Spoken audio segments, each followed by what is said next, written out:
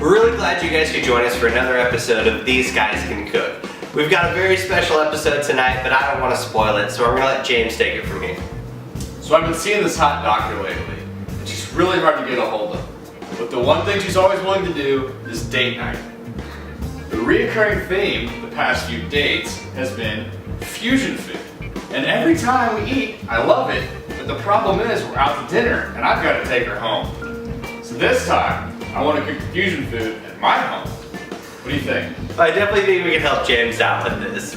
Lately in fusion food, a big thing's been combining Japanese and French cuisine. So what we're going to do is we're going to take a shrimp and we're going to butterfly it, which is traditional to France. But we're going to fry it in panko breadcrumbs. From there, we're going to take a rice pilaf, again, traditional to France, but we're going to fry it like a Japanese-style rice cake. We're going to take two different sauces, one from France, one from Japan, tie them together. All in all, we're going to have a heck of a meal. Enough said. Let's get started. When peeling the shrimp, everyone has their own techniques, but I like to rip off the tail and peel the body, making sure all the legs and shell are off the skin. Once you have it peeled, take your knife and run it down the back of the shrimp.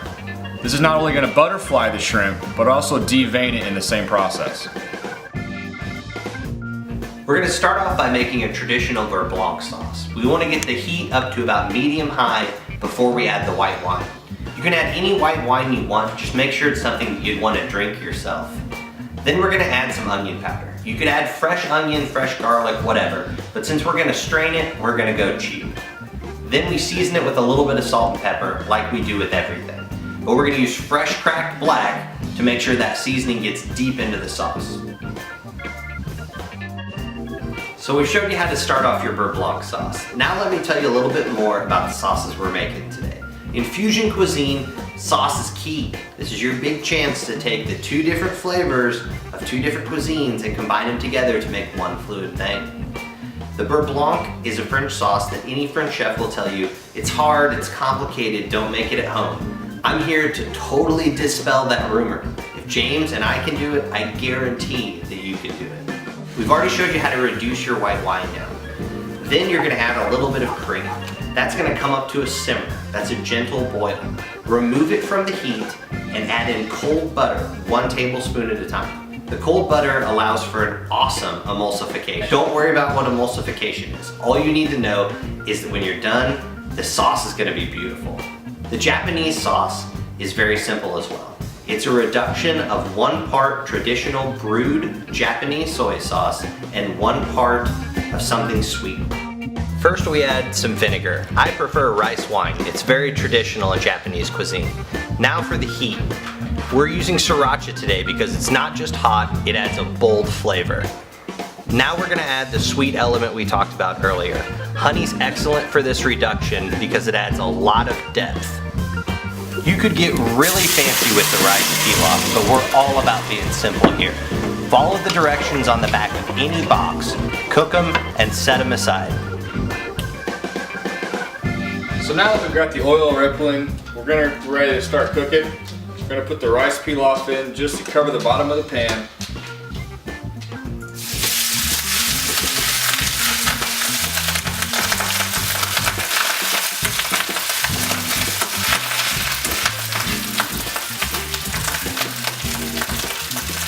Make sure we get it good and circle so the oil gets around the edges.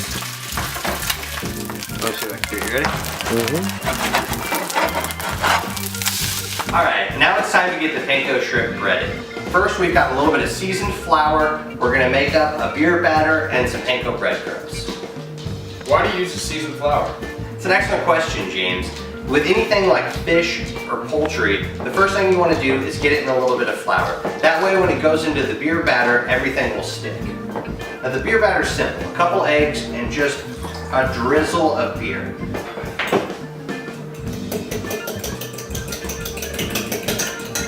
The carbonation in the beer really gives it a light, fluffy texture, and that's really important with this shrimp. We don't want it to be too thick. Now that James has all that done, we can go ahead and throw it in there.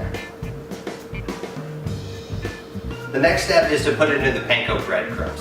Panko, not a lot of people use panko. It's Japanese breadcrumb, every mom in America uses Italian breadcrumbs, but I'm here to tell you that is not the way to go about it. These little breadcrumbs can be used in absolutely anything. They're not just for Japanese meals. They're extremely crunchy to the point where the texture almost repels any kind of liquid. So go ahead and just throw those right in there, James. How do I want the shrimp to look? Like dripping, pretty clean? You want to look them pretty clean. You want to get all of that off of there and then throw them in, because again, we want these to be pretty light. That's in French cuisine, you want to go as light as you can when you're frying foods. Now we're gonna fry the shrimp. We'll do this in a little bit of peanut oil. It has a very high smoking point. Notice how I shake the shrimp in the oil a little bit? This will make sure that nothing sticks to the bottom of the pan. You really don't have to cook these shrimp too long, just a simple golden brown. We take them out with a slotted spoon. Make sure to get as much oil off as you can before you lay it down on the paper towel. Once the shrimp's on the paper towel, add a little bit of salt and pepper for seasoning. Alright, now it's time to plate. Presentation is one of the most important things. We all eat with our eyes. Take the shrimp and line them up kind of against each other, stacked like that, so they have a nice, pretty form.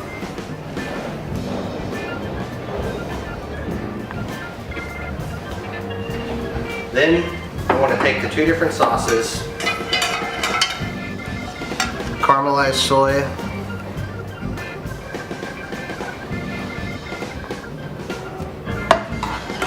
and then the French beurre blanc.